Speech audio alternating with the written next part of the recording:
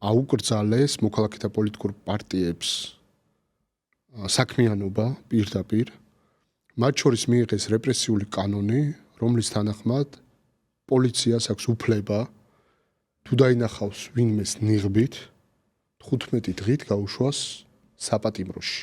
არა მარტო ნიღბით, უბრალოდ ის გადაკეტვისთვის. ეს ხდება ქვეყანაში, სადაც პური გაძვირდა, სადაც ყოველდღიურად მნიშვნელოვანი სასურსათო პროდუქტები ძვირდება.